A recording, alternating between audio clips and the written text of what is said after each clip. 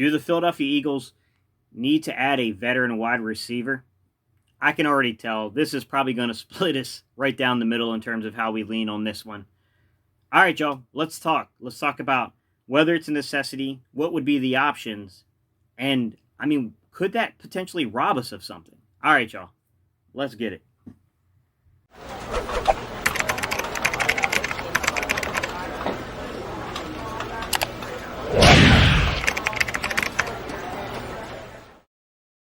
What's up, Eagles Nation? What's going on, NFL world? How you doing, division rivals? This is Steven Hyder with Gate City Sports Channel, the sports channel where the cerebral NFL fan comes for about 10 minutes of daily content. Good morning, good afternoon, or good evening, whenever it is you get around to watching us.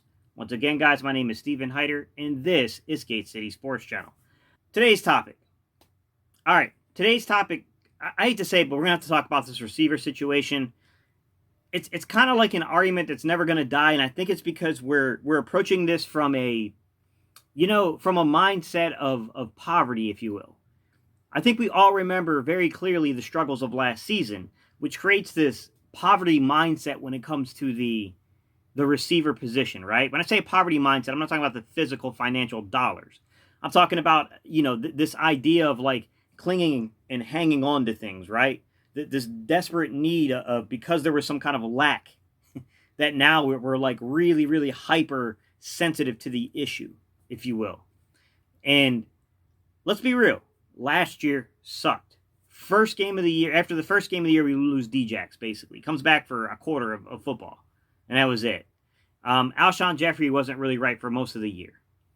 We got two guys that we thought we could depend upon, that we thought can make contributions, that they didn't. Let's just be honest, man. I mean, it's no mistake what happened. We ended up cutting guys because they were so bad. We tried to bring back, previous years of Philadelphia Eagles football and friends with our quarterback and Jordan Matthews that didn't pan out. Like, I mean, we definitely came from a very bad place trying to resolve the situation, and nothing worked. I mean, the Jordan Matthews things fell on its face, right? I mean, trying to put guys who told us that they only want to play special teams, that kind of hurt us.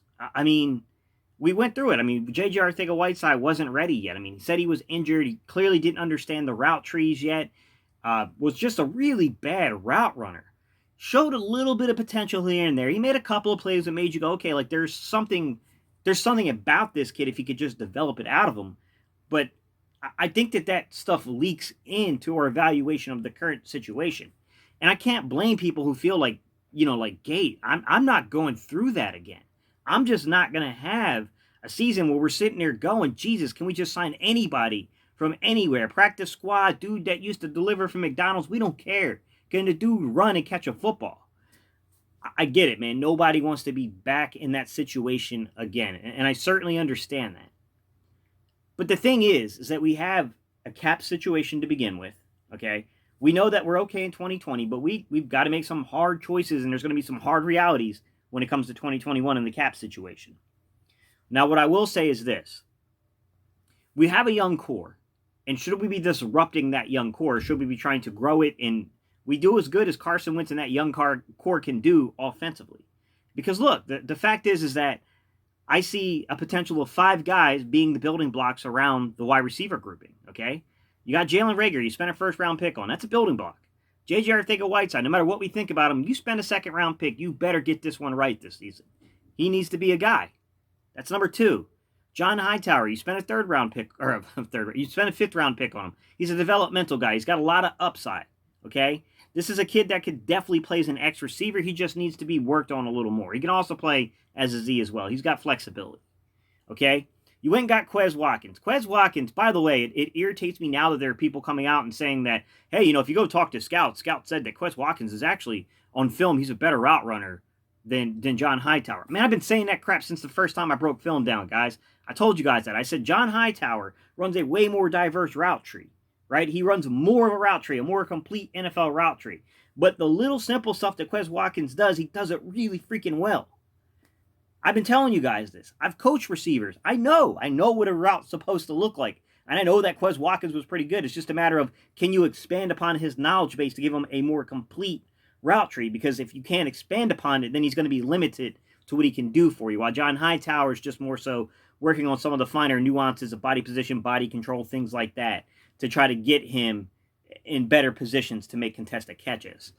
But it bothers me that now they're, you get the Adam Kaplans and guys like that coming out and like, dude, I've been saying this crap forever, man. I broke down film. I told them that some of them were tripping. They didn't want to listen to me. I like both players a lot, and I think both players can offer a lot to the Eagles. I think they're different. They're a little different in their skill set, but yeah, man, that one annoyed me a little bit, guys, because I've been on that point for quite some time now.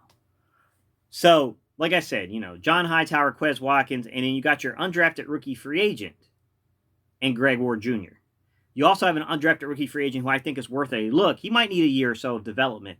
But Manasseh Bailey, I'm telling you guys, this kid can fly. This kid is strong. Hey, I like this kid, man. This kid, to me, I'm not saying that he's a sure shot. I'm saying he's worth developing. Okay? There's something to this kid. Imagine a J.J. Arcega-Whiteside that can run like 4.3, low 4.4 speed. That's what this kid is. Like, he's not as tall, but he's as strong. And this kid is a burner.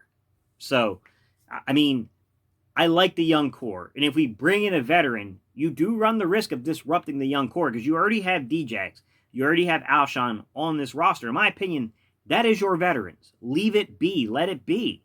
You already got them, okay? You already said that you're probably going to carry Alshon on the active pup, meaning he's going to count against your 53-man roster unless they have a change of heart and put him on the reserve pup. So that means you expect him to be back before 6 weeks anyways, okay? Or it wouldn't make any sense. And then you also, I heard they put Brandon Brooks on the active pup, which is good news, but we'll get to that in a different video. But you got DeSean Jackson. I don't know that you're going to get more than 12 games out of DeSean Jackson. I mean, saying anything different I think would be foolish. He's 34. But at the end of the day, you've got veteran guys in that room already.